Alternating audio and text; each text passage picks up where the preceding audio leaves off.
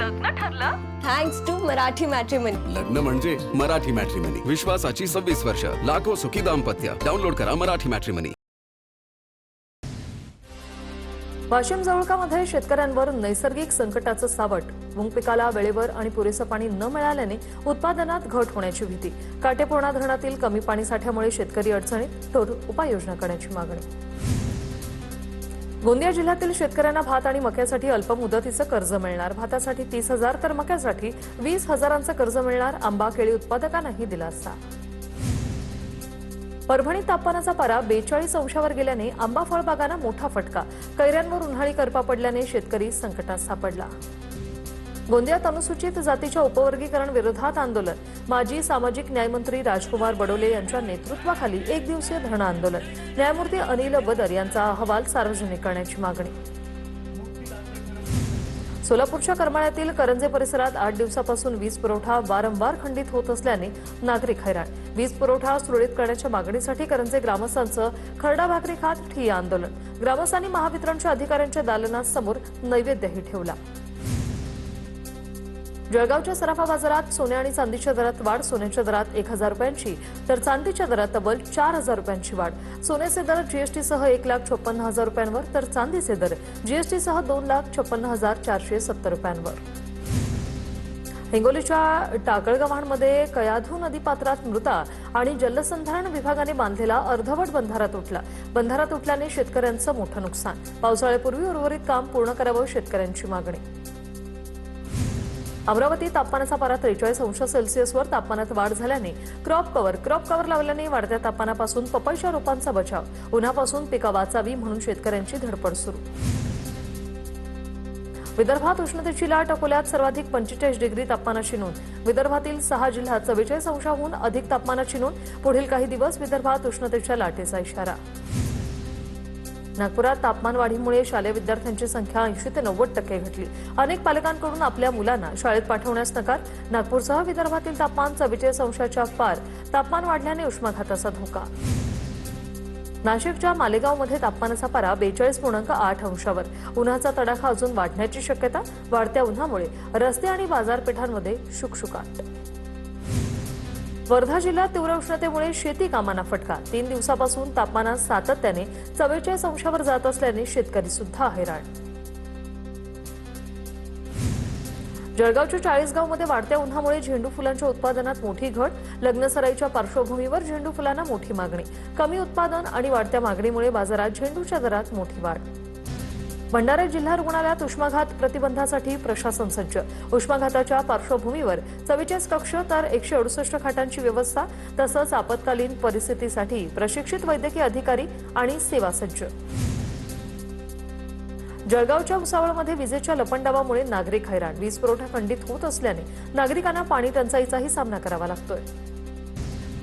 जळगावमधील maroon तलावाला वाढत्या तापमानाचा फटका. वाढत्या तापमानामुळे वेगाने बाष्पीभवन होत असल्याने तलावाच्या पाणीसाठ्यात मोठी घट. सध्या तलावात 60% इतकाच पाणीसाठा. रायगड जिल्ह्यातील पेण तालुक्यातल्या खारेपाट विभागात पाणी टंचाईचं भीषण संकट. या भागातील तब्बल 18 गावं आणि 29 वाड्यांमध्ये नागरिकांचे हाल. प्रशासनाने तातडीने उपाययोजना कराव्या नागरिकांची मागणी. गोंदियात जलसाठ्यांमध्ये केवळ 31%च पाणीसाठा. गोंदिया जिल्ह्यात जलसंकट अधिकच गडद. बहुतांश प्रकल्पात 40%च्या आत पाणीसाठा. जळगावच्या मुक्ताईनगर आणि वडोदा येथील 12,530 हेक्टर वनक्षेत्रात पाणी टंचाई. पाणी टंचाई वाढल्याने वन्य प्राण्यांचा नगरी वस्ती आणि शेतशिवारांमध्ये वावर. उपाययोजना करण्याची स्थानिकांची मागणी. वाशिमच्या नागठाणा परिसरात वन्यजीवांसाठी जलतारा उपक्रम. वन्यजीवांना पिण्याच्या पाण्याची सोय व्हावी यासाठी पाणवठे तयार. जलतारामुळे वन्यप्राणी आणि पक्ष्यांनाही दिलासा. वाशिम जिल्ह्यात अल निनोच्या पार्श्वभूमीवर तापमानात वाढ होण्याची शक्यता आणि यामुळे पशुसंवर्धन विभागाची तयारी देखील पूर्ण आहे. पशुवैद्यकीय यंत्रणांना सतर्क राहण्याच्या सूचना. पशुपालकांनी जनावरांच्या आरोग्याची विशेष काळजी घेण्याचं आवाहन. गेली 3 दिवसांपासून पुण्यातील पाणीपुरवठा विस्कळीत. नागरिकांची गैरसोय. मध्यवर्ती भागात 3 दिवसांपासून पाणीपुरवठा विस्कळीत झाल्यानं महिलांमध्ये नाराजी. नंदुरबार जिल्ह्यात चारा महागल्याने दुग्ध व्यवसाय आर्थिक संकटात. जनावरांच्या खाद्यपदार्थांमध्ये झालेल्या दरवाढीचा दूध उत्पादक शेतकऱ्यांना फटका. जळगावच्या वरणगावमध्ये विद्युत पुरवठ्यामुळे पाणी टंचाईचा प्रश्न कायम. विद्युत पुरवठा सुरळीत नसल्याने 10 दिवसांपासून पाणी टंचाई. भुसावळ शहर आणि तालुक्यात पाणी टंचाईच्या नियोजनासाठी आराखडा तयार. वाढत्या उष्णतेमुळे विहिरींची पाणी पातळी घटल्याने चिंतेचं वातावरण. महादेवमाळ, शिंदी महादेव, दिगर अशा गावांमध्ये पाणी टंचाई निर्माण होण्याची शक्यता. नाशिकच्या मालेगाव शहरातील सरदार चौक परिसरात हजारो लिटर पाणी वाया. पाणी पुरवठा विभागाच्या निष्काळजीपणामुळे पाण्याची नासाडी. पाणी वाया गेल्याने पाणी संकट गडद होण्याची शक्यता. जळगावच्या 40 गावांमध्ये वाढत्या उष्णतेत वारंवार वीज पुरवठा खंडित होत असल्याने नागरिक हैराण. संतापलेल्या नागरिकांकडून तातडीने उपाययोजना करण्याची मागणी. महावितरणकडून वीज पुरवठा सुरळीत करण्याचा प्रयत्न.